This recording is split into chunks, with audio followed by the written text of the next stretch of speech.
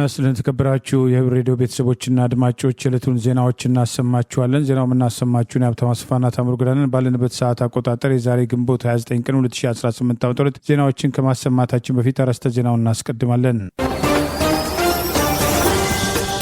በተለያዩ ግንባሮች ፋኖ የወሰዳቸው ወታደራዊ እርምጃዎችና ድል፣ አዲሱ የድሮን ጥቃት፣ አሳሳቢው መፈናቀል፣ የኤታማዦር ሹሙ ፉከራ፣ ለህዝቡና ለዓለም አቀፉ ማህበረሰብ በአርሲ ጥቃት ጉዳይ የቀረበው ጥሪ፣ የኤርትራ ምላሽ፣ እስራኤልና ስለላ አሜሪካ የሚሉና ሌሎችም ወቅታዊ ዜናዎች አሉ። ዝርዝሩን እንሆ።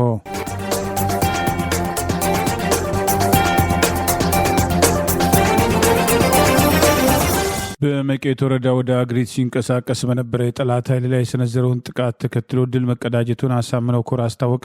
በተለያዩ ግንባሮች ውጊያው ተጠናክሮ ቀጥሏል። የአማራ ፋኖ ብሔራዊ ንቅናቄ ወሎ ቤት አማራ ምኒልክ ዕዝ ግንኙነት መምሪያ ዛሬ ግንቦት 29 ቀን 2018 ይፋ እንዳደረገው 303ኛ ኮር 81ኛ ክፍለ ጦር በጠላት ላይ አንጸባራቂ ድል መቀዳጀቱን አስታውቋል። የምኒልክ ዕዝ 303ኛ አሳምነው ኮር አህድ የሆነችው 81ኛ ክፍለ ጦር በመቄት ወረዳ ወደ አግሪት መስመር በተንቀሳቀሰው የጠላት ስልጣን አስጠባቂ ኃይል ላይ ከባድ የደፈጣ ጥቃት መፈጸም ድል መቀዳጀቱን አስታውቋል። በዙ 23 እና ሌሎች የቡድን መሳሪያዎች ታጅቦ ሲንቀሳቀስ በነበረው የአፓርታይዱ አብይ አገዛዝ ስልጣን አስጠባቂ ሰራዊት በቁጥርና በመሳሪያ ብዛት ከፋኖ ጥቃት ማምለጥ አለመቻሉን ገልጿል። በፋኖ ኮማንዶ አማን ጎበዜ በተመራው አውደ ውጊያ 8 ያገዛዙ ስልጣን አስጠባቂ ሰራዊት አባላት ሲደመሰሱ 12 መቁሰላቸውን፣ የተረፈ ኃይሉ የቆሰሉትን ታቅፎ ወደ ፍላቂት ከተማ ምሽጉ ለመፈርጠጥ መገደዱን ይኸው መረጃ ጠቅሷል። የፋኖን ክንድ መቋቋም ያቃተው የአገዛዙ ስልጣን አስጠባቂ ኃይል በፍላቂት ከተማ ንጹሐንን እያንገላታ መሆኑን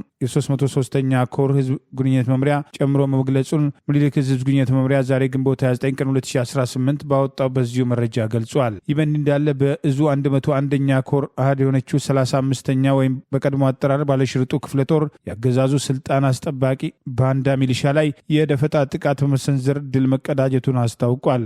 የምኒልክ ዕዝ 101ኛ ኮር 35ኛ ክፍለ ጦር ሁለተኛ ሻለቃ አንደኛ ሻምበል በደቡብ ወሎ ተሁለደሬ ወረዳ ሰግለን ሮቤት አካባቢ በተደረገው በዚህ የደፈጣ ጥቃት የአማራ ባንዳ ሚሊሻዎች ከፍተኛ ጉዳት ያስተናገዱ ሲሆን ከሞት የተረፈው ኃይል በተለያዩ አቅጣጫዎች ለመሮጥ መገደዱ ተገልጿል። በሌላ በኩል ሁለት ያገዛዙ ስልጣን አስጠባቂ ሰራዊት አባላት ከነሙሉ ትጥቃቸው ከደቡብ ዕዝ 205ኛ ኮር 41ኛ ክፍለ ጦር በመክዳት ባለሽርጡ ወይም 35ኛ ክፍለ ጦርን የተቀላቀሉ ሲሆን ያገዛዙ ስልጣን አስጠባቂ ሰራዊት አባላት ወደ ፋኖ ሲመጡ የ35ኛ ክፍለ ጦር አመራሮች ደማቅ አቀባበል ያደረጉላቸው ሲሆን የ101ኛ ኮር ደማቅ አቀባበል ማድረጋቸውን ምኒልክ ዕዝ 101ኛ ኮር ሚዲያና ኮሚኒኬሽን መምሪያ ዛሬ ግንቦት 29 ቀን 2018 ባወጣው ተጨማሪ መረጃ ገልጿል። ይህ በእንዲህ እንዳለ አፋብን ወሎ ቤት አማራ ምኒልክ ዕዝ 101ኛ ኮር ጥልቅ ግምገማና ውይይት ማድረጉን ጭምር ማምሻውን ባወጣው ተጨማሪ መረጃ ገልጿል። ለተከታታይ 3 ቀናት ሲያካሄድ የነበረውን የሰራዊትና የአመራር አባላት ጥልቅ ግምገማና ውይይት በስኬት ዛሬ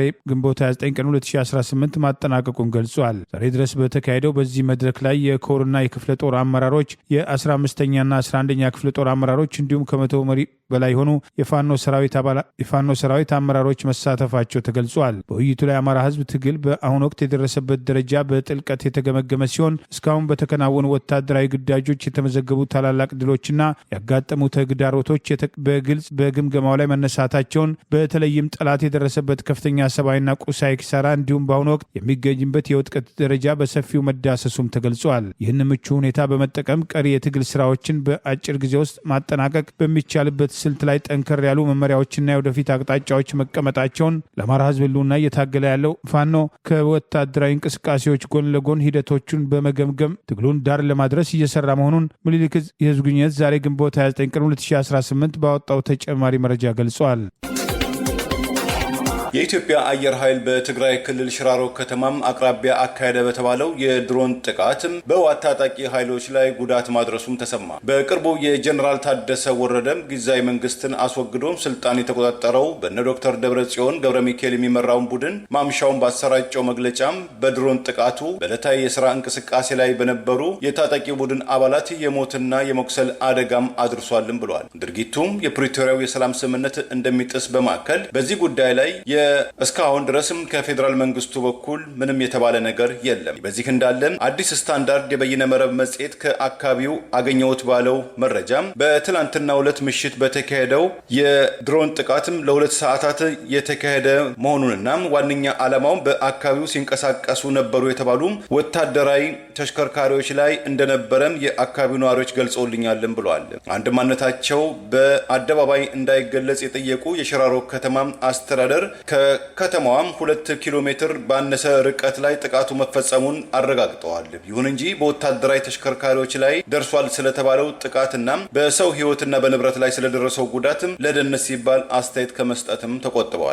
በርካታ የአካባቢው ነዋሪዎችን በበኩላቸው ቁጥራቸው ያልተገለጸ የህወሓት ታጣቂዎችም ለሕክምና እርዳታ ወደ ጤና ተቋማትም ሲጓጓዙ ማየታቸውን አረጋግጠውልኛልም ብለዋል። የድሮን ጥቃቱም ተከትሎም የትግራይ ክልል ፕሬዝዳንታዊ ጽሕፈት ቤት በማህበራዊ ትስስር ፌስቡክ ገጹ ባወጣው መግለጫ በትግራይ ክልል ላይ የአዲስ ጦርነት ዝግጅት ምልክት መሆኑን ጠቅሶም ዓለም አቀፉ ማህበረሰብ አስቸኳይ ጣልቃ ገብነት እርምጃ እንዲወስድ ሲል መጠየቁ ተገልጿል።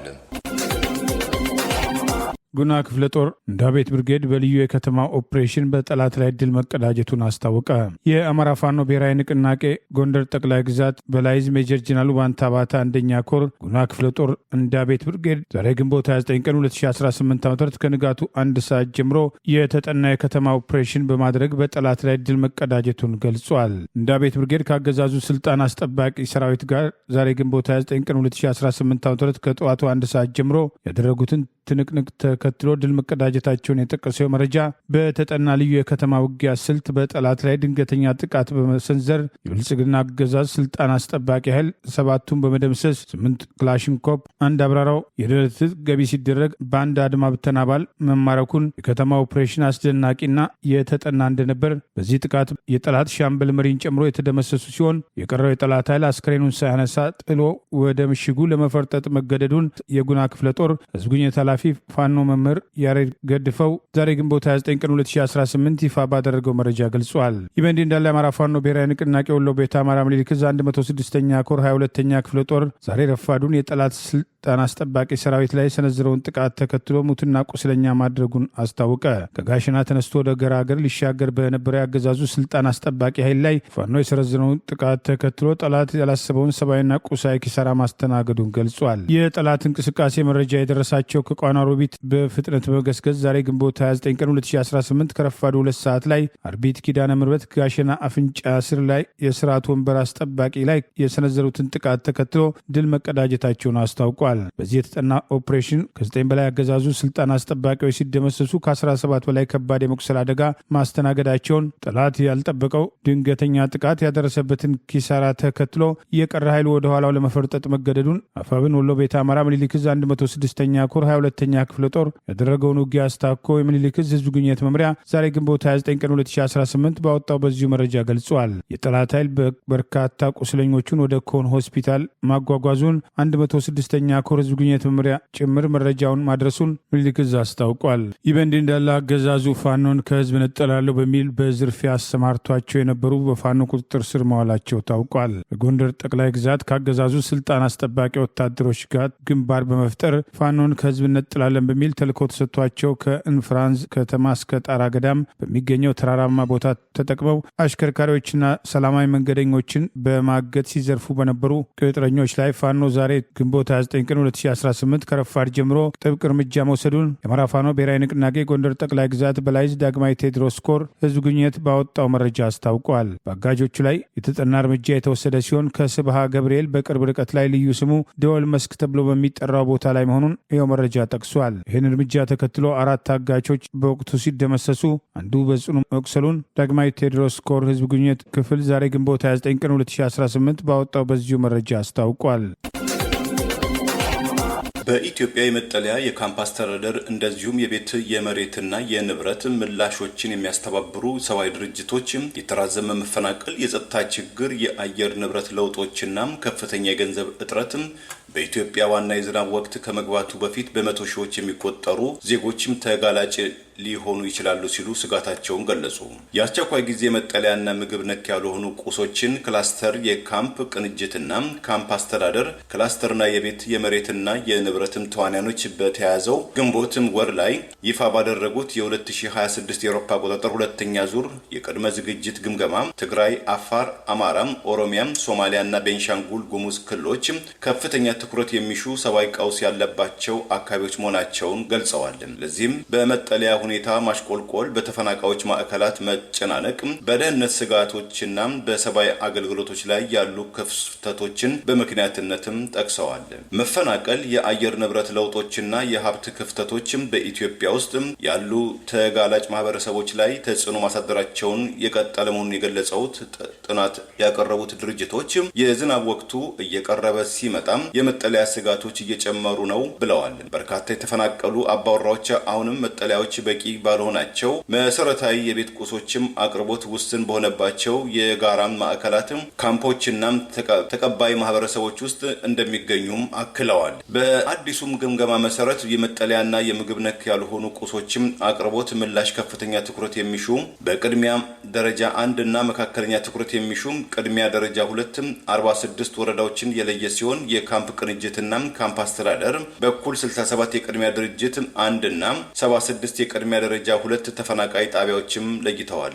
በትግራይና በአፋር ክልሎች በካምፕ ቅንጅትና ካምፕ አስተዳደር ምላሽም ስር ከፍተኛ የቅድመ ደረጃ 1 ጣቢያ የሚገኙባቸው ሲሆን በአማራ፣ ኦሮሚያና ትግራይ ክልሎችም ደግሞ በመጠለያና ምግብ ነክ ያልሆኑ ቁሶች ምላሽም ስር ከፍተኛ ቁጥር ያላቸው የቅድሚያ ደረጃ 1 አካባቢ ይገኙበታልም ተብሏል።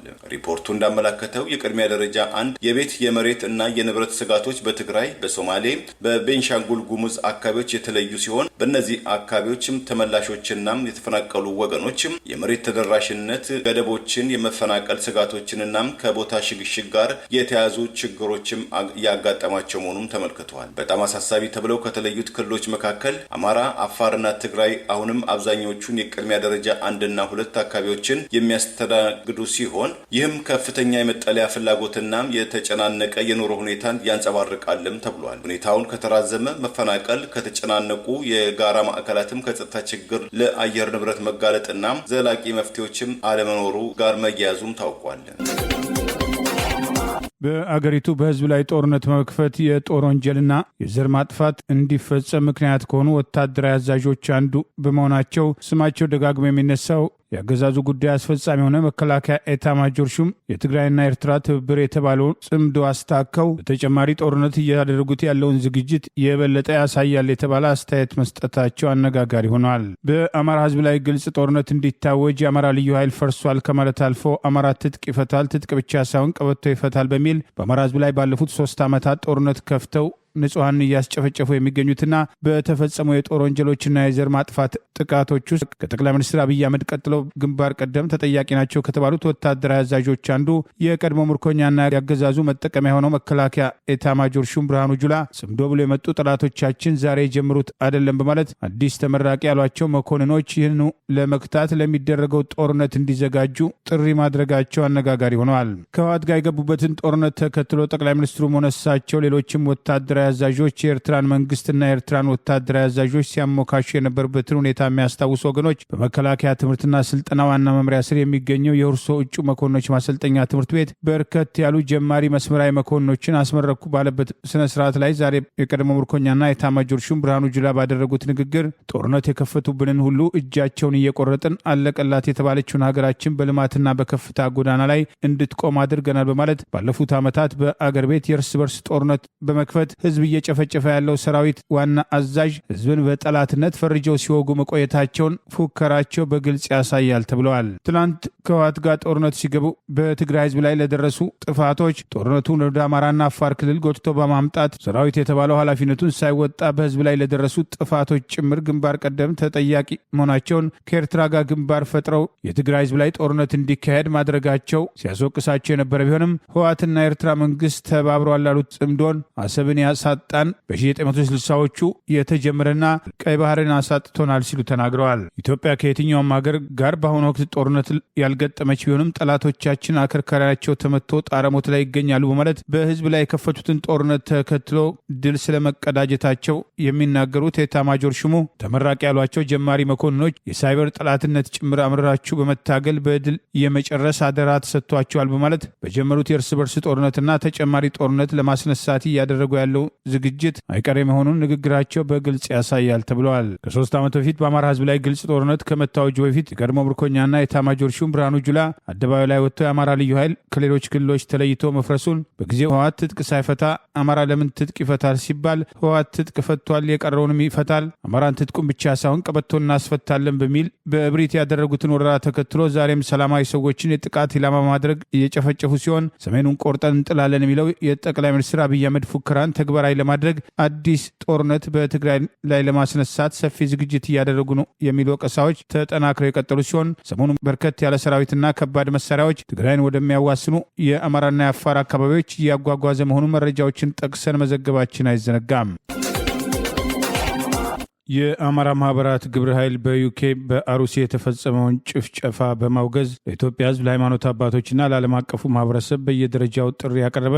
በምስራቅ አሩሲ በአማራና በኦርቶዶክስ ክርስቲያኖች ላይ የሚፈጸመው ግልጽ ጭፍጨፋ፣ ማፈናቀልና የእምነት ተቋማት ውድመት በጥብቅ እንቃወማለን ብለዋል። የአማራ ማህበራት ግብረ ኃይል በዩኬ በምስራቅ አሩሲና በአማራ ኦርቶዶክስ ክርስቲያኖች ላይ የሚፈጸመው ግልጽ ጭፍጨፋ፣ ማፈናቀልና የእምነት ተቋማት ውድመት በጥብቅ እንደሚቃወም ገልጾ ባወጣው መግለጫ የኢትዮጵያ ህዝብ ድርጊቱ ለየትኛውም ብሔር ሃይማኖት የማይቀር መሆኑን አውቀው በጋራ እንዲታገል የሃይማኖት አባቶች ኃላፊነታቸው እንዲወጡ ዓለም አቀፉ ማህበረሰብ ለጉዳዩ ትኩረት እንዲሰጥ ጥሪ አቅርበዋል። አማራን ለማጥፋት በረቀቀ ስልት ታቅዶ ይሰራ የነበረውና በአሁኑ ሰዓት በግልጽ የሚፈጸመው መንግስታዊ የዘር ማጥፋት ዘመቻ ከጊዜ ወደ ጊዜ መልኩን እየቀያየርና እየተስፋፋ መምጣቱን የጠቀሰው የአማራ ማህበራት ግብረ ኃይል በዩኬ መግለጫ በተለይም ባለፈው እሁድ ግንቦት 23 ቀን 2018 ዓ.ም እንዲሁም ሰኞ ግንቦት 24 ቀን 2018 ዓ.ም በኦሮሚያ ክልል ምስራቅ አርሲ ዞን በአማራና በኢትዮጵያ ኦርቶዶክስ ክርስቲያን ማህበረሰቦች ላይ የተፈጸመው አሰቃቂ ጥቃት የዚሁ የተቀናጀ የጥፋት ዘመቻ ሌላው አሳዛኝ ምዕራፍ ነው ሲል ገልጾታል። ከአካባቢው በደረሱ መረጃዎች መሰረት በርካታ ንጹሐን ዜጎች ህይወታቸውን አጥተዋል። ሴቶች፣ ህጻናትና አረጋውያን ጨምሮ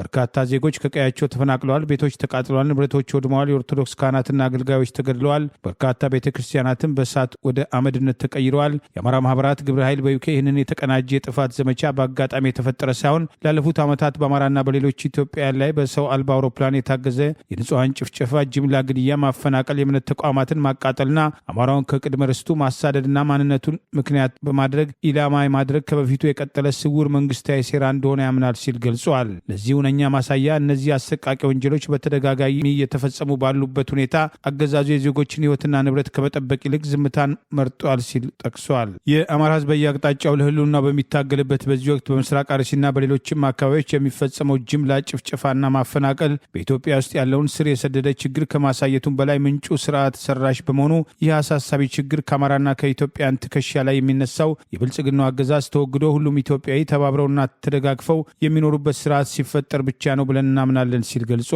የአማራ ማህበራት ግብረ ኃይል በዩኬ ባወጣው በዚሁ መግለጫ ለተለያዩ ወገኖች ጥሪ ያቀረበ ሲሆን ለአማራ ህዝብ ባቀረበው ጥሪ የአማራ ህዝብ እየተጨፈጨፍክ ያለው ባለህ የፖለቲካ አመለካከት በምታራምደው ሃይማኖት ሳይሆን በአማራዊ ማንነት በመሆኑ የተያዘውን የህልውና ትግል አካል እንድትሆን እንጠይቃለን ሲል ጥሪ አቅርበዋል። ለመላው ኢትዮጵያውያን በዚሁ መግለጫ በቀረበው ጥሪ አገዛዙ የሁሉንም ኢትዮጵያውያን ነባር እሴቶች ጠላት መሆኑን አውቃችሁ ሀገር ለማዳን የተጀመረውን መራር የህልውና ትግል እንድትደግፉ ጥሪ እናቀርባል ያለ ሲሆን በአሩሲና አካባቢ የሚገኙ ወገኖችም ተደራጅተው ራስን መከላከል ወቅቱ የሚጠይቀው ጉዳይ መሆኑን አውቀው መዘጋጀት ያስፈልጋል ሲል ገልጿል። ለሃይማኖት አባቶች ባቀረበው ጥሪ ምዕመናንና የአምልኮ ቦታዎች በተቀናጀ መልኩ የጥቃት ኢላማ ከሆኑ መቆየታቸውን አስታውሶ ይሁንና ለልጆቹ የሚጮህ ታማኝ እረኛ ህመሙ የሆነ ሩሩህ አባት እውነት ከሚነገርበት የሃይማኖት ተቋም ቆራጥ አርበኛ የሃይማኖት አባት ማግኘት ብርቅ በሆነበት በዚህ ጊዜ የንጹሐን ጭፍጨፋ እንዲቆም ተግባራዊ እንቅስቃሴ እንድታደርጉ ጥሪ እናቀርባለን ብለዋል። ግብረ ኃይሉ ለዓለም አቀፉ ማህበረሰብ ባቀረበው ጥሪ የንጹሐን ደም በየቀኑ እየፈሰሰ ቤተ ክርስቲያን እየተቃጠለ ካህናትና ምዕመናን እየተገደሉ ሺዎች ከመኖሪያ ቀያቸው እየተፈናቀሉ ባሉበት ሁኔታ የዓለም አቀፉ ማህበረሰብ ዝምታ እጅግ አሳሳቢ ነው ሲል ገልጿል። ይህ ጭፍጨፋና መጠነ ሰፊ ቀውስ ለዓለም አቀፉ ማህበረሰብ በሚገባ እንዳይደርስ በቂ ትኩረት እንዳያገኝ በተለያዩ መንገዶች መረጃ እየተገደበ ይገኛል ያለው መግለጫ፣ ይሁን እንጂ እኛ በታላቋ ብሪታንያ ያለን የአማራ ማህበራት ከመቼውም በላይ በአንድነት በመቆም ይህንን የተቀናጀ ዘር ማጥፋት ዘመቻ ለማስቆም ቆርጠን የተነሳን መሆኑን እየገለጽን የዓለም አቀፉ ማህበረሰብ፣ የሰብአዊ መብት ተቋማት፣ የአፍሪካ ህብረት፣ የአውሮፓ ህብረት፣ የተባበሩት መንግስታትና ሁሉም የፍትህ ወዳድ ወገኖች ይህንን እየተካሄደ ያለ ግፍ በአስቸኳይ እንዲያወግዙት፣ ገለልተኛ ምርመራ እንዲካሄድና ተጠያቂዎች ለፍርድ እንዲቀርቡ እንጠይቃለን በማለት የአማራ ማህበራት ግብረ ኃይል በዩኬ ባወጣው በዚሁ መግለጫ ጥሪ አቅርበዋል።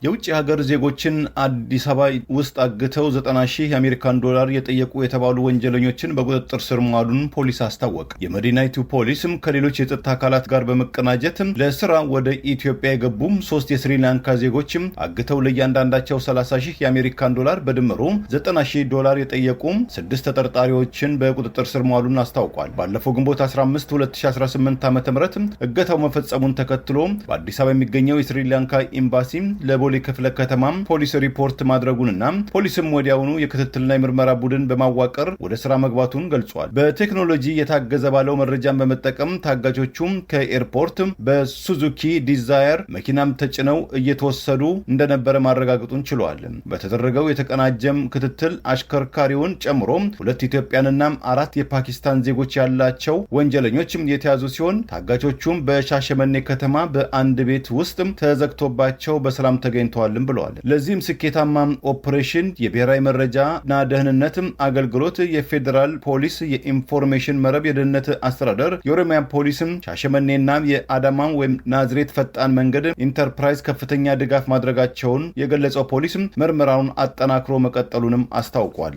በኢትዮጵያ ውስጥም ከቅርብ ዓመታት ወዲህ ከመሃል አዲስ አበባ ከተማ አንስቶ በተለያዩ አካባቢዎች ለገንዘብ ሲባል የቤተሰብ አባላትን፣ የድርጅት ኃላፊዎችን፣ ሰራተኞችን፣ ተራ ዜጎችን በማገትም ለአካላዊ ስነልቦናዊና ኢኮኖሚያዊ ጉዳት የሚያደርሱ ስርዓት አልበኝነትና ህገወጥ እንቅስቃሴዎችም እየተበራከቱ መምጣታቸውን ብዙዎች በቅሬታ ይገልጻሉ። አገዛዙ ለገጽታ ግንባታ ተጠቀምበታለሁ ያለውን የአርሴናል ደጋፊዎች ስም በአዲስ አበባ ስታዲየም ያዘጋጀውን ጭፈራ ካድሬዎቹን ጭምር በግዳጅ እንዲሳተፉ በማድረግ ለማካሄድ ሞክረዋል። ከአስተባባሪዎቹ መካከል ዋና ዋና የተባሉት አርቲስቶች ጭምር የሩሲውን ጭፍጨፋ ተከትሎ ከህዝብ የደረሰባቸውን ተቃውሞ ግምት ውስጥ በማስገባት በዝግጅቱ ላይ እንደማይሳተፉ አስቀድመው አሳወቁ። በኦሮሚያ ክልል ምስራቅ አርሲ ግንቦት 24 ቀን 2018 ዓ.ም በኦርቶዶክሳውያን ላይ አነጣጥሮ የተፈጸመውን ጥቃት የ101 ዓመት ዕድሜ ያለው ቤተክርስቲያን መቃጠልና ሌላ ዕድሜ ጠገብ ቤተክርስቲያን መዘረፍና ከፊል አጥሩ መቃጠልን ተከትሎ ህዝቡ የደረሰበትን ሀዘንና አገዛዙ ድርጊቱን ለመከላከል አለመቻሉ ቁጣ ያስነሳ ባለበት በዚህ ወቅት ኢትዮጵያ መርጣለች በሚል በአርሴናል ደጋፊዎች ስም በአዲስ አበባ ስታዲየም የተዘጋጀው ፌሽታ ላይ በድርጊቱ ውስጥ ተሳትፎ የነበሩና ዋና ዋና አስተባባሪ የተባሉ አርቲስቶች መካከል ድምፃዊ ሳሚዳን፣ አርቲስት ታደለ ሮባን ጨምሮ በዝግጅቱ እንደማይሳተፉ በአደባባይ በማህበራዊ ገጻቸው አስታውቀዋል። ህዝቡ ሀዘን ላይ ባለበት በአሩሲ የተፈጸመውን ጭፍጨፋ ትኩረት እንዳያገኝ አገዛዙ ለገጽታ ግንባታ ኢትዮጵያ በመረጠች ማግስት ደስታችንን እናከብራለን በሚል በአርሴናል ደጋፊዎች ስም ሊያደርግ የነበረው እንቅስቃሴን ተከትሎ በማህበራዊ ሚዲያ ባለፉት ቀናት ሰፊ የተቃውሞ ጥሪ ሲቀርብ የቆየ ሲሆን ድምፃያኖቹ ጥሪውን ተቀብለው ህዝቡን በመስማታቸው የተመሰገኑ ሲሆን የመድረኩ ዋና አጋፋሪ ጭምር በዝግጅቱ ላይ እንደማይገኝ አቋሙን ይፋ አድርጓል። አገዛዙ በወረዳ ካድሬዎቹ አማካኝነት የአርሴናል ማሊያን እያስለበሰ በፖሊስ እያሳጀበ ወደ ስታዲየም በመውሰድ ዝግጅቱ እንዲሳካ ለማድረግ የተንቀሳቀሰ ሲሆን የአዲስ አበባ ፖሊስ ለዝግጅቱ ሰፊ ትኩረት ሰጥቶ መግለጫ እስከ ማውጣት የደረሰበት ድርጊትም አገዛዙ ከመጀመሪያ እስከ መጨረሻ ድረስ ዝግጅቱን አስተባባሪዎቹ ካሰቡትም በላይ ለፖለቲካ ዓላማ ለመጠቀም መንቀሳቀሱ በግልጽ ያሳያል ተብለዋል። ድምፃዊ ታደለ ሮባ ላቀርበው የነበረው የሙዚቃ ዝግጅት ሰርዥ ያለው በኮንሰርቱ አልሳተፍም በማለት በሩሲ ወገኖቹ ላይ በደረሰው የሞት አደጋ የተሰማውን ሀዘን ገልጾ ሀዘኑ የደረሰባቸው የአካባቢው ነዋሪዎች እንዲሁም መላው የኢትዮጵያ ሕዝብ ፈጣሪ መጽናናቱ እንዲሰጠን እየጸለይኩ በዛሬው ዕለት በአዲስ አበባ ስታዲየም ላቀርበው የነበረው የሙዚቃ ዝግጅት መሰረዜና ኮንሰርቱንም የማልሳተፍ መሆኔን በትህትና ገልጻለሁ ሲል መልእክቱን አስተላልፈዋል። ወጣቱ ድምፃዊ ሳሚዳን በበኩሉ በማህበራዊ ገጹ በቪዲዮ ባሰራጨው ምላሽ የህዝቡን ድምፅ ሰምቶ በዝግጅቱ ላይ እንደማይገኝ አስታውቋል።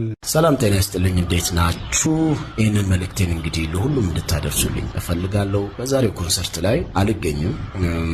ሁለት ነገሮች ናቸው እንግዲህ እንድንገኝ ፈልጌ የነበረው የመጀመሪያው ላይ እስካሁን ስንሰራበት የነበረው ያው ጀነሬት ከሚደረገው ኢንካም ላይ ለወገኖቻችን እንደርሳለን የሚለው ሐሳብ እንትን አድርጎ ነበር። ኦኬ በሙያችን ማገዝ የምንችል ከሆነ አይ ቲንክ ይሄ ጥሩ እንትን አለው ብዬ አስቤ ነበረ። ግን ደግሞ አይ ግዴን ለማዘን ላይ ነን፣ ይሄኛው ይለፍና ከዛ በኋላ ያለውን ብናደርግ ይሻላል የሚለው ደግሞ አመዝኖብኛል። እኔም እንደ አንድ ኢትዮጵያዊ ሐዘን ይገባኛል። አንደርስታንድ በዛ ውስጥ ነው ያደግኩትኝና ግድ የለም ይሄኛው ይለፍ ሳሚ ማን የሚል መልእክቱ ብዙ ስለደረሰኝ ኦኬ ያንን እቀበላለሁ። ከህዝብ ድምጽ መሆኑ ውጪ መሆኑ በራሱ ስሜት አይሰጥምና እኔ እቀበላለሁ ያንንና የዛሬ ኮንሰርት ላይ አልገኝም።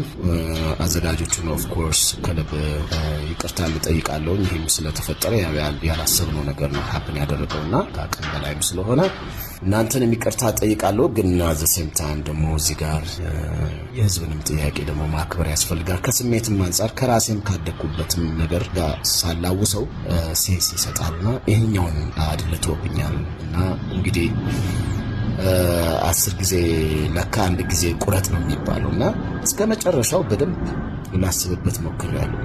እኛ ኮምፈርት ዞን ላይ ሆነን ነው አሁን እንደዚህ ኮንሰርት ይቅር እንትን የምንለው። እዛ ጋር ግን ደግሞ የተጎዱ ወገኖች አሉና ሙሉ ሀሳብ ትኩረቱ ወደዛ እንዲሆንና መፍትሄ እንዲመጣ ሀገራችንም ወደ ሰላም፣ ወደ ፍቅር፣ ወደ አንድነት የምትመለስበትን ነገር ደግሞ እዛ ላይ ኮንትሪቢዩት የምናደርግበት ነገር ላይ ፎከስ እንድናደርግ ነው የኔ ምኞትና እንግዲህ በዛ ነው የሚይዘው። የዝግጅቱ ዋና የመድረክ መሪ የነበረው ኤምሲ ቴዲ በሚል የሚታወቀው ወጣቱ ቴድሮስ ሰላም ውድ ቤተሰቦቼ፣ እንደሚታወቀው በዛሬው ኮንሰርት ላይ በመድረክ መሪነት እንደምሳተፍ ይታወቃል። ነገር ግን እንደ አንድ የህዝብ ልጅና እንደ አንድ የኦርቶዶክስ እምነት ተከታይ በአሁኑ ሰዓት ያለው ሀዘን የኔም ሀዘን ነውና በዛሬው ኮንሰርት ላይ አልገኝም። በዚሁ አዘጋጆቹን ከልብ ይቅርታ ጠይቃለሁ ማለት የህዝቡን ተቃውሞ ተከትሎ አቋሙን ይፋ አድርጎ ዝግጅቱ ላይ እንደማይገኝ አስታውቋል። ገዢው የብልጽግና ፓርቲን ጨምሮ 31 የፖለቲካ ፓርቲዎችና 16 የግሉ እጩ ተወዳዳሪዎች በምርጫው ዙሪያ ቅሬታ ማቅረባቸው ተገለጸ። የኢትዮጵያ ብሔራዊ ቦርድ የምርጫውን ፍትሐዊነትና ህጋዊነትም ተአማኒነት ለማረጋገጥ ሲል የህግ ባለሙያዎች ጉባኤ ማቋቋሙን የገለጸ ሲሆን ይህ የባለሙያዎች ቡድን ኃላፊነቱም የቃል የሰነድ ማስረጃዎችና አይቶ አመዛዝኖ የውሳኔ ሀሳብ ለቦርዱ ማቅረብ ነውም ተብሏል። ሂደቱን ግልጽ ለማድረግ ቦርዱ ከምርጫው ቀን በፊት ለፖለቲካ ፓርቲ አመራሮች ቅሬታ እንዴት ለማና መቼ ማቅረብ እንዳለበት ዝርዝር ገለጻም አድርጎ እንደነበረ የቦርዱ ሰብሳቢ ወይዘሮ ሚላት ወርቅ ኃይሉም አስታውሰዋል። እስካሁን በልዩ ቅጽ ተሞልተው በሰው በቪዲዮና በሰነድ ማስረጃዎች የተደገፉ 47 መደበኛ ቅሬታዎች ለቦርዱ የቀረቡ ሲሆን ከነዚህ ውስጥም 31ዱ በፖለቲካ ፓርቲዎች፣ ቀሪዎቹ 16ቱ ደግሞ በግል እጩዎች መሆናቸውም ታውቋል። የቀረቡት ቅሬታዎች ይዘትም ሰፊ መሆኑን የጠቀሱትም ሰብሳቢዋ የፖለቲካ ወኪሎችም ወደ ምርጫም ጣቢያም እንዳይገቡ መከልከልና እጩዎችን ከውድድር እንዲወጡ ማስፈራራት መድረሱን የሚጠቁሙ መሆናቸውንም ገልጸዋል። በተጨማሪም በምርጫው ዋዜማም በዕለቱ በጥሞና ጊዜ ህገወጥ ቅስቀሳ ማድረግ፣ የምርጫ አስፈጻሚዎችም ግልጽ ወገንተኝነት ማሳየት፣ እንደዚሁም ቦርዱ የምርጫ ሰዓት እንዲራዘም ቢወስንም አንዳንድ ጣቢያዎች ግን በ12 ሰዓት መዘጋታቸውን እንደ ትልቅ ቅሬታም ቀርቧል ሲሉ ሰብሳቢዋም ገልጸዋል። ቦርዱ እነዚህን ቅሬታዎች ተቀብሎ በህግ ባለሙያዎች ጉባኤ በኩል የማጣራትም ስራም እያከናወነ እንደሚገኝ ገልጸው በማጣራት ሂደቱም ገለልተኛ ሆነ ያልተገኙ አስፈጻሚዎችንና አስመራጮችን ከስራ ከማሰናበት ባለፈም በከባድ ጥሰት የታዩባቸው የምርጫም ጣቢያዎችም እስከ መዝጋት የደረሰ እርምጃ መወሰዱንም አስታውቀዋል። በተለይ በቆጠራ ወቅት የፓርቲ ወኪሎች መገኘት ወሳኝ በመሆኑ ቦርዱ ለፓርቲ አመራሮች በቀጥታም ስልክ በመደወል ወኪሎቻቸውን እንዲያሰማሩ ክትትል ሲያደርግ መቆየቱን በመግለጫቸው ላይ ገልጸዋል። ስለ ህግ ባለሙያዎች ጉባኤ አባላትም ሲያስረዱ በአራት ቡድን የተዋቀረው 4 ዋና መሪ ያሏቸው የህግ ባለሙያዎች መሆናቸውን በመጥቀስም ሁለቱ ከዚህ በፊት በ6ኛው ሀገራዊ ምርጫም ተመሳሳይ ስራም ሲሰሩ የነበሩ መሆናቸውን አውስተዋል። ሁለቱ ደግሞ የኢትዮጵያ ብሔራዊ ምርጫ ቦርድ በውጭ የህግ ባለሙያነትም ሲያማክሩ እንደነበሩም ገልጸዋል። ገለልተኝነትን በተመለከተም ወይዘሮ ሚላት ወርቅ በተደጋጋሚ በፓርቲዎች የታየ ባለሙያዎች ናቸው ሲሉም በተለያዩ የህግ ማርቀቅም ሂደትን ቦርዱ ባዘጋጃቸው መድረኮች ላይ አብረው የሰሩ መሆናቸውን መግለጻቸውን ቲክታቭ ኢትዮጵያም ካቀረበው መረጃ ለማወቅም ተችሏል። የኢትዮጵያ ኦርቶዶክስ ተዋሕዶ ቤተክርስቲያን ቅዱስ ሲኖዶስ ቋሚ አባል በደቡብ ካሊፎርኒያና አላስካ አህጉረ ስብከት ሊቀ ጳጳስ ብፁዕ አቡነ በርናባስ በአገር ውስጥና በውጪ ዓለማት ለሚገኙ የመንፈስ ልጆቻቸው ላለፉት 40 ዓመታት ያበረከቱትን የስብከተ ወንጌል አገልግሎት ዘመንን ድካማቸውንና ጥረታቸውን የተመለከተ ልዩ መርሃ ግብር ተዘጋጀ። እንደዛሬው ስብከተ ወንጌል በተለያዩ አማራጭ መንገዶች በማይሰራጭበት የወንጌል ረሃብ በናኘበት ፈታኙንና ጨለማውን ዘመን በመቋቋም የስብከተ ወንጌልን በካሴት በማሳተም በማሰራጨት በአራቱም የዓለም ማዕዘናት በአውደ ምህረቶች በመገኘት ደከመኝ ሰለቸኝ ሳይሉ የ40 ዓመታት የወንጌል አርበኝነታቸውን በተግባር ያስመሰከሩት የቀድሞ አባ ወልደ ተንሳይ ብፁዕ አቡነ በርናባስ የወንጌል አገልግሎታቸውን ከግንዛቤ ውስጥ ያስገቡ የደቡብ ካሊፎርኒያና አላስካ ሀገረ ስብከትና የመንፈስ ልጆቻቸው በእግዚአብሔር መንፈስ ቅዱስ ፍቃድ በመጪው ቅዳሜ ሰኔ 6 2018 ዓ.ም በፈረንጆቹ ጁን 13 2026 በጋራም ያከብራሉ። የብፁዕነታቸው መንበር በሆነችው በኢትዮጵያ ኦርቶዶክስ ተዋሕዶ ቤተክርስቲያን የሎስ አንጀለስ ድንግል ማርያም ካቴድራል ከንጋቱ 5 AM ጀምሮ ስርዓተ ቅዳሴ፣ ስብከተ ወንጌል፣ ምስጋናም ይካሄዳል። የብፁዕነታቸው አብሮ አደግ ወንድሞቻቸው ሊቃነ ጳጳሳት ሊቃውንተ ቤተክርስቲያንም ይገኛሉ። ተጋባዥ ዘማሪያን ቅድስት ቤተክርስቲያን እንኳን ደስ አለሽ እንኳን አደረሰንም ይላሉ። እርሶም ቤተሰቦም በዚህ ልዩ የጸሎትም የምስጋናና የውዳሴም ክብረ በዓል ላይ እንዲገኙ ተጋብዘዋል። ወስብሐት ለእግዚአብሔር። አዘጋጅም ኮሚቴው። የኤርትራ መንግስት ከትግራይ ጋር እየተደረገ ያለውን ትብብር አስታኮ ጽምዶ በሚል በአገዛዙ በኩል ወታደራዊ ትብብር ተደርጎ የሚቀርብበትን ክስ የሚያስተባብል ምላሽ ለተባበሩት መንግስታት ድርጅት በደብዳቤ ያስገባ። በአፍሪካ ቀንድ ሰላምና መረጋጋት ለማምጣት ጽምዶ እየተካሄደ ያለ የህዝብ ትብብር ውጤት መሆኑን ገልጿል። የኤርትራ መንግስት በአብይ አህመድ አገዛዝ ከህወሓት ጋር ወታደራዊ ትብብር ያደርጋል፣ ከአገዛዙ በተቃራኒ ለተሰለፉ ኃይሎች ድጋፍ ይሰጣል በሚል ያቀረበውን ክስ አስታኮ ለተባበሩት መንግስታት ድርጅት በደብዳቤ ጽምዶ የህዝብ ለህዝብ ትብብር መሆኑን የጠቀሰው የኤርትራ መንግስት ይህም 1 ዓመት ያስቆጠረ እንቅስቃሴ መሆኑን፣ የእንቅስቃሴው ዓላማ በጎረቤት ሀገራት ህዝቦች መካከል እምነትን መገንባት፣ ማህበራዊ ግንኙነት መመለስ፣ በግጭት የተራራቁ ማህበረሰቦችን እንዲቀራረቡ የማድረግ ዓላማ ያለው መሆኑንም አስታውቋል። የኤርትራ መንግስት ከህወሓት ጋር ወታደራዊ ትብብር እያደረገ ነው በሚል ከአገዛዙ አልፎ ዘ ኢኮኖሚስትና አፍሪካን ኢንቴሊጀንስ ጭምር በየበኩላቸው ዘገባ ያቀረቡ ቢሆንም በይፋ ከዚህ ቀደም ጽምዶ የተባለውን የሁለቱ ኃይሎችን ትብብር በተመለከተ የሚቀርቡ ወቀሳዎችን ተከትሎ በይፋ ምላሽ ሳይሰጥ ቆይቷል። ጽምዶ ድንበር ላይ ያሉ ህዝቦች መሀል እየተፈጠረ ያለ ህዝብ ለህዝብ ግንኙነት ስለሆነ የተባበሩት መንግስታት ድርጅት እንዲያያነት ሊያዩ ይገባል ያለው የኤርትራ መንግስት ደብዳቤ በኢትዮጵያ አገዛዝ በኩል የሚቀርበውን ክስ በተዘዋዋሪ ውድቅ ለማድረግ ሞክሯል። የጠቅላይ ሚኒስትር ጽህፈት ቤት ትላንት የአሩሲውን ጭፍጨፋ ጭምር ጽንፈኛው ፋኖና ኦነግ ሽኔ ናቸው የፈጸሙት በሚል ባወጣው ረዘም ያለ መግለጫም ይህኑ ጽምዶ የተባለ እንቅስቃሴ መሰረት አድርጎ የጥፋት ኃይሎች ከባዕዳን ጽምዶ ጋር ተባብረዋል በማለት ዓላማቸውን ለማሳካት እየተንቀሳቀሱ ነው በሚል የኤርትራን ስም ሳያነሳ በድፍኑ የወነጀለ ሲሆን የኤርትራ መንግስት ለዚህ የጠቅላይ ሚኒስትሩ ጽህፈት ቤት መግለጫ በይፋ ዛሬም ድረስ የሰጠው ምላሽ የለም። የህወሓት ደጋፊዎች የፌዴራል መንግስቱ የፕሪቶሪያውን ስምምነት ወደ ጎን በማድረግ የትግራይ ሰራተኞች ደሞዝ እንዳያገኙ፣ ወደ ትግራይ ሸቀጥ እንዳይገባ፣ ነዳጅ እንዲቋረጥ በማድረግ ትግራይን ዳግም ከበባ ውስጥና አደጋ ውስጥ በከተተበት ወቅት ከኤርትራ መንግስት ጋር የሚደረግ ትብብር የሚጠበቅ ሲሆን በተለይም ጠቅላይ ሚኒስትር አብይ አህመድ በግልጽ ከዚህ ቀደም ለህወሓቱ ሊቀመንበርና ዳግም የትግራይ ክልል ፕሬዚዳንት ለሆኑት ዶክተር ደብረጽዮን ገብረ ሚካኤል ሰሜኑን ቆርጠን እንጥላለን በሚል ያደረጉት ማስፈራሪያና ከኤርትራ መንግስት ጋር የሚተባበሩ ከሆነ ሰሜኑን ጋዛ እናደርጋለን የሚለው ፉከራ ሁለቱ ኃይሎች በግድ ሊተባበሩ ያስገድድና እየተባበሩ ነው፣ ይሄ ሚስጥር አይደለም፣ ግልጽ ነው የሚሉ ማብራሪያዎችና አስተያየቶች በስፋት የሚሰጡ ቢሆንም ህወሓት በይፋ ይህንን አስታኮ እየቀረበ ያለውን ክስ አገዛዙ ለተጨማሪ ጦርነት የሚያደርገው ዝግጅት መሆኑን ከመጥቀስ አልፎ ግልጽ ምላሽ ሳይሰጥ ቆይተዋል። የጠቅላይ ሚኒስትሩ አገዛዝ ከህወሓት ጋር ጦርነት በገባበት ወቅት የኤርትራ መንግስት ወታደሮችን በትግራይ እያደረጉት ያለው ወታደራዊ እንቅስቃሴን ተከትሎ የተፈጸሙ ሰብአዊ መብት ጥሰቶች ሲነሱ በተደጋጋሚ ይከላከል የነበረ ሲሆን የኤርትራ መንግስትና የኤርትራ ሰራዊትን እናመሰግናለን በማለት ጠቅላይ ሚኒስትር አብይ አህመድ በፓርላማ በተለያዩ ጊዜያት መናገራቸው አይዘነጋም። ጠቅላይ ሚኒስትሩ እምረዋለሁ ያሉትን ህዝብ ጦርነት ከፍተው ለማጥፋት በይፋ የሌላ ሀገር ወታደር እስከ መጋበዝና እስከ ማስወረር የደረሱበትን ደረጃ የሚያስታውሱ ወገኖች ለመሆኑ እንዲህ የሚያደርግ አገዛዝ ህወሓትና ሻዕቢያ ተባበሩብኝ የሚል ሞራል ከየት አገኘ የሚሉ ወቀሳዎችም ከህወሓት ደጋፊዎች በኩል ተደጋግሞ ሲነሳ ቆይቷል። ሰሞኑን በአሜሪካው ቺካጎ ግዛት በተካሄደ የ12ኛ ክፍል ተማሪዎች የምረቃ ስነ ስርዓት ላይ ልዩ ስፖርታዊ እንቅስቃሴ ያሳየችም ተመራቂ ተማሪ ዲፕሎማ መታገዱ ከፍተኛ መነጋገሪያ ርዕስም ሆነ። ተማሪዋ ግን በድርጊቴም አልጸጸትም አለች። በቺካጎ ቴክን አካዳሚ ተማሪ የነበረችው የ18 ዓመቷም ታይቫን ካምቤል 3.5 ጂፒኤ በማግኘት ደስቷን ለጓደኞቿ፣ ለቤተሰቦቿ፣ ለመምህራኖቿ እንደምታሳይ ቀድማም ቃል በመግባት የምርቃቱ ዕለትም ደርሶም ሰሞኑን በቺካጎ ሃርዋርድ ዋሽንግተን የባህል ማዕከል በተካሄደ የተማሪዎች የምረቃ ስነ ስርዓት ላይ በመገኘት ዲፕሎማን ለመቀበል ወደ መድረክ የወጣችው ወጣቷ ካምቤል ዲፕሎማን ከመቀበሏ በፊትም ደስቷን ለመግለጽ በመድረክ ላይ የተለየ ስፖርት አይነት ወይም ስፕሊት በማሳየት ዲፕሎማን ወደሚሰጧት እንግዳም ዘንድ እጇን ስትሰድም በጸጥታ ኃይሎችም ከመድረኩ እንድትወርድ መደረጓን ገልጻለች። የምርቃቱን ድባብና ዓላማም አስቀይረሻል የሚል ትችት የተሰነዘረባት ወጣቷም ተመራቂ ካምቤል በትምህርት ቤት ውስጥ በምርቃትም ወቅት ምን መደረግ አለበት ምን መደረግ የለበትም የሚል የነጠረ ሕግም ሳይኖር በአጠቃላይ ከምርቃቱ ስፍራ እንዳትገኝ የራሷንም የጓደኞቿንም ደስታም እንዳትካፈል በመደረጓ በእጅጉ ልቤ ተሰብሯል። ምሬት አዘል እንባም አንብቻለሁ። ዛሬ ድረስም ዲፕሎማዬን አልተሰጠኝም። ባሳየሁት ልዩ የደስታ መግለጫ ድርጊት በፍጹም አልጸጸትም ብላለች። አስገራሚው ክስተትን ተከትሎ በርካታ በማህበራዊ ትስስር ገጾች አማካኝነት የተለያዩ አስተያየቶችን ሰንዝረዋል።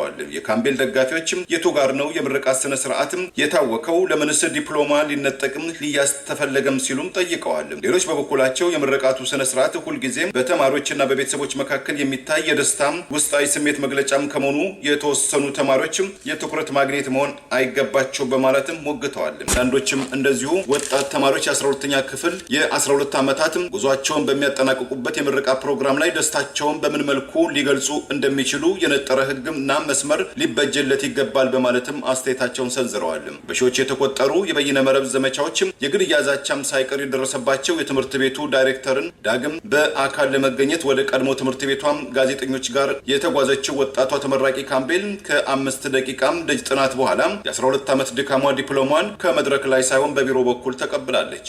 12 ዓመታት ደክም ያለው ይህ ዲፕሎማ ይገባኛል። በትምህርት ቤቱ በዳይሬክተሯ ላይ እስከ ግድያ ለደረሰው ዘመቻም ይቅርታም ጠይቃለሁ። ሌሎችም ተማሪዎችም ቢሆን ለድካም ውጤታቸው ከመግለጽ አይቆጠቡ እላለሁ። በእኔ በኩል 50 ከመቶ ድጋፍ 50 ከመቶ ነቀፌታም አዘል አስተያየቶችን አስተናግጃለሁ። ሰዎች አስተያየታቸውን በመስጠትም አመሰግናለሁ ብላለች። ቀጣይነትም በጆርጂያ ዩኒቨርሲቲ የቢዝነስም አስተዳደር ትምህርት ለመከታተል እቅድ እንዳላትም ገልጻለች። ከቅርብ ጊዜያትም በፊትም የሰሜን ካሮላይና ተማሪ በምረቃ ስነ ስርዓት ላይ የአሜሪካ የኢሚግሬሽን ፖሊሲን በመቃወሟም ንግግሯ እንዲቋረጥ መደረጉም ከፍተኛ ሕዝብ አስተያየትን ማስነሳቱ ተስተውሏል። እስራኤል ከቅርብ ጊዜያት ወዲህ በአሜሪካ ላይ መጠነ ሰፊ ስለላ እያካሄደች ነው መባሉን ተከትሎ የእስራኤልና የአሜሪካን ባለስልጣናትም አስተባበሉ። ኤንቢሲ ኒውስ እንደዘገበው የአሜሪካ መከላከያ ተቋም በእንግሊዝኛው ፔንታጎን ከቅርብ ጊዜያት ወዲህ የእስራኤል የስለላ እጆችም እየጨመሩ መምጣቱን ስጋት ፈጥሯል ሲል ሁለት ከፍተኛ የአሜሪካም የወቅቱ ባለስልጣናትና አንድ የቀድሞ የአሜሪካም ከፍተኛ ባለስልጣን ስጋታቸውን አጋርተዋል ብሏል። የአሜሪካም የመከላከያው ተቋም የውስጥ የመረጃ ዳሰሳም ሰሞኑን እንደገለጸው ከወዳጅ አገር እስራኤል በኩል የሚሰነዘረው ስለላ አሳሳቢ ወይም ክሪቲካል ነው የሚል አንድምታም እንዳለው አንድ የወቅቱ ከፍተኛ ባለስልጣን ተናግረዋል ተብሏል። እንደነዚህ የአሜሪካ ባለስልጣናት ግምትም የእስራኤልም ሰላዮች በአሜሪካም ጥቅሞች ላይ ስለላ ለማካሄድም የተገደዱበትም የፕሬዚዳንት ዶናልድ ትራምፕ አስተዳደር በመካከለኛው ምስራቅ የሚከተለውን ፖሊሲ በቅርበትም ለመከታተልና ለመቃኘት መሆኑም ተገልጿል። እስራኤል በአሜሪካ ላይ ትሰልላለች የሚለውን ስጋት በ7 ገጽ ሰነዱን የገለጹ አንድ የወቅቱ ከፍተኛ የአሜሪካ አስተዳደር ባለስልጣን እስራኤል የአሜሪካንን የሰው ኃይልና የቴክኒካል ቁመናዎችን እንደምትሰልል ገልጸዋል። በእንደዚህ ዙሪያም የአሜሪካ መከላከያ ተቋም ፔንታጎን አስተያየት ከመስጠትም ተቆጥቧል። በዋሽንግተን የሚገኘው የእስራኤል ኤምባሲም በበኩሉ በሰጠው ምላሽም መረጃው ፍጹም ሐሰተኛ የእስራኤል ስለላም በጠላቶቻችን ላይ እንጂ በወዳጆቻችን አሜሪካም ጥቅሞች ላይ አይደለም። ይህ አይነቱ ወንጀል ሰዎችን ለማሳሳት አሊያም የፖለቲካ ፍላጎትም አንድምታ ነው ብሎታል። የዋይት ሀውስ በበኩሉ በሰጠው ምላሽም መረጃው ሐሰተኛ መሆኑን ገልጾ ይህ አይነቱ መረጃ በመሬት ላይ ስለሚገኘው የአሜሪካና የእስራኤል ጥምረት የማያውቁ ናቸው በማለትም ዘገባውን አጣጥሎታል። አጠቃላይ የአሜሪካ የስለላ ተቋማትን የሚከታተለው ብሔራዊው የአሜሪካ የስለላ ተቋም በጉዳዩ ዙሪያም አስተያየት ከመስጠት መቆጠቡም ታውቋል።